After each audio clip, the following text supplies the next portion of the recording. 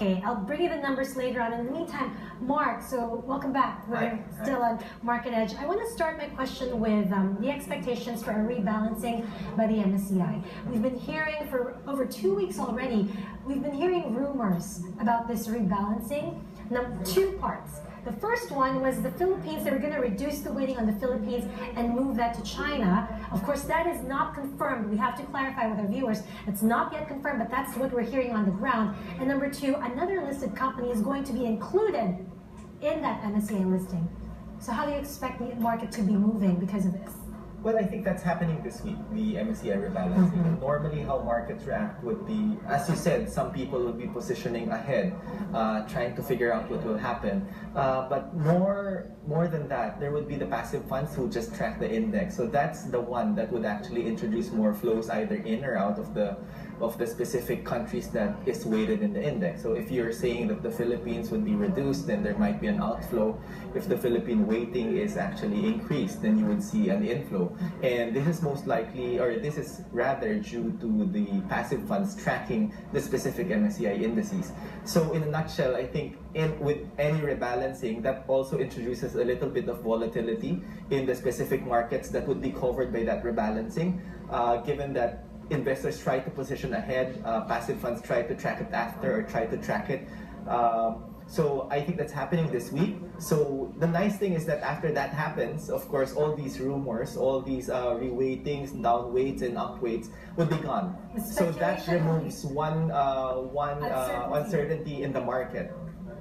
Mark, we have a bit of uncertainty in the market right now. Well, I guess it is as expected. They might not make a move, but don't pin me down on that. But in my discussions with Governor De Bangco, pretty much it's a done deal. They're not going to make a move on interest rates. But after the Fed's statement from Janet Yellen, they just might reconsider. And along with the weakening numbers from China for the past days now, with a potential rate increase and the volatility that comes along it, how do you position for the interest rate sensitive equities in the market or sectors?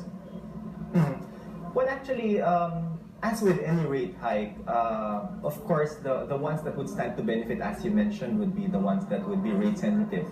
I think given that, of course, banks would be in the forefront of interest rates, that would be one of the sectors that I think would be benefiting if rates increase. Given that that would help them increase their net interest margins. But again, I mean, whether it's, the rate hike, if ever there's one, that would just be a small, I think it's a small hike. So over the next couple of months, of course, that would normalize, and I think companies won't really have any negative impact if rates increase. Anyway, the expected increase, I think, would not be too significant. But it's not, okay, I mean, it's taken for granted it might not be significant because it just might be maybe a half percentage point. But what about the pace of increases, especially when you talk about the Fed? Pretty much the worry is in the pace of the rate hikes. After the Fed lifts off, when's the next? And that pretty much puts like a cloud, if I may, over the financial sector. Well, I think as long as the pace is gradual and companies are able to adjust, then that should not be worrisome for, let's say, for corporate earnings outlook, especially for the Philippines. And if you look at the trajectory of interest rates in the Philippines, we've actually been experiencing low interest rates for the last couple of years. Interest rates have been trending down. So if there is indeed a lift-off and that causes an adjustment in local rates as well, we think that the negative impact should not be too significant. For one, Philippine companies in terms of gearing are not heavily geared, unlike pre-Asian crisis or during the Asian crisis. So we think that the corporates have actually learned from those past experiences of rising rates or shocks when interest rates or the currencies significantly depreciate. And if there is indeed a lift-off, then I believe that Philippine corporates would be more positioned, are better positioned to handle any increases in interest rates. I can understand the bond market. I mean, if you were to raise maybe bonds, it would be the best time between now and before that lift off. But I can't understand, well, at least I think they're very courageous. If you do make a listing at the stock market at this point, would it be a bad time? Well, again, I mean, going back to May 2013, right? it's probably just because of, or I think the concern of the market is, of course, the timing. When there was a taper tantrum in 2013 in May, that was in the middle of the year. So that actually allowed the market a little bit of time to digest that, and by the end of that year, we actually ended up. But if, of course, if there is the initial rate hike and that affects sentiment towards the end of this year, we're already towards the tail end of 2015, then of course the concern in the market is that in terms of share prices, if there's a negative reaction to any lift-off that happens in December or that's expected to happen in December, then we might not have enough time to recover. But again, I mean, we tend to look at things more on a longer-term basis. I guess if you look at the market on, let's say, the last 5 years, the PSE has actually, or the market in general has actually returned about 10 to 12% annually. If you look at how the PSE has moved from 2010 to 2015. So that also includes some of the volatilities that have been introduced over those years. And again, I think the overriding thing to watch out for would be the Philippine macro fundamentals. And given that the Philippines, in terms of the structural growth story, is still there, then we think that that provides enough cushion for any volatility that might happen going forward, whether it's interest rates or the currencies weakening.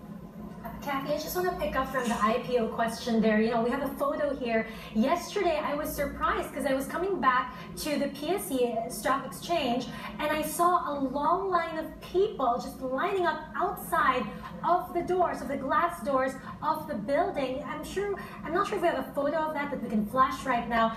But when I asked what's happening here, what's the line for, they were saying these are people who are trying to get into the action for the Metro Retail, IPO. I mean, you were just talking about the price to earnings ratio, that it was a little bit cheaper from one of your sources, right? That's right. Correctly. That's right. At its price, 16. Price to earnings ratio was about 16, 15, 16, as compared to the usual consumer-related stocks whose price to earnings ratio is somewhere about 18, averaging 18. So pretty cheap for Metro Retail. Yeah, I'm really interested now. I mean, Mark's been in the business for some time now. When was the last time that this kind of happened, that there was a queue outside? I mean, I only encountered this in Canton Road in Hong Kong, where you queue up. And it's not when you want to buy a new Gucci bag or something, but what's going on?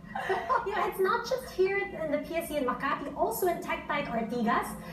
I have two friends who already messaged me to say, what's happening here? Why is there long lines? So apparently it's the interest in Mark, this can you Metro make Retail. sense of that? I mean, why? Well, to clarify, I haven't been in the business that long. But I'm not trying sure to your know age. his age. I'm sure you're so much younger. But in terms of the IPOs, There's of the course, photo. Is that the as photo, with any- Michelle? That's the photo. See, long lines there. And this is the first floor. And that's There's still not very the Christmas lights coming up, huh? I was just there like a couple of days ago. Okay, so No, that's no. the queue. Yes, go So on, aside Mark. from this queue here, there's also another queue in the 27th floor. So imagine the interest there. Well, it's basically IPOs tend to increase the depth of the market, and for, let's say, for institutional and for retail investors, it gives them more choices. As you mentioned, there would be some retail companies that would be going to the market, so that's healthy in terms of sectors that were previously not represented or underrepresented would be more represented once the IPO happens. And of course, let's say specific sectors, you would see more names coming in, then that gives investors as well more choices to look at in terms of their investing. Mark, but that gives the market a lot more supply than it probably needs at a time of volatility. Not many are buying right now, and there's a lot more supply, so that means the market might fall more. Correct. So that also, I think that's the tricky part, right? I mean, of course, companies come into the market trying to raise funds, but there's the element of timing, and given that, of course, foreigners have been on a net selling mode for the year, then that's also taken into consideration. But you've mentioned that valuations are actually lower than the average of the consumer place in the market, for example. So that provides some sort of common for investors that, I mean, you're coming into the market, you're new, it's an initial public offer, you want the market to know you. So I think there's a downward, or the adjustment comes on the valuation and the pricing, and that also helps attract investors to any IPO. All right, so Kathy, before we go, again, look at the index right now, up by 0.8% or 60 points to 70.42. We're back above the 7,000 mark that we're actually snapping. Hopefully this goes through all throughout the day. We're snapping a 6-day losing streak right now. Leading our index gainers, GT Capital up by 2.8%, probably on positive expectations for earnings. GT Capital set to release numbers tomorrow. Also seeing a recovery, Energy Development Corp, Mega World trading up, First Gen, Bloomberry, JG Summit, also leading your index gainers for this morning. Now, Kathy, at the foreign exchange market, the peso is also stronger at 46.919 against the US dollar. Volume there, $276 million. But Kathy, before I toss to you, I just want to show you a picture, another picture that we took this morning. What is it? PSE. We have a photo of that. You know, APEC CEO Summit, they're actually, the PSE, the Ayala Towers are actually preparing to welcome these APEC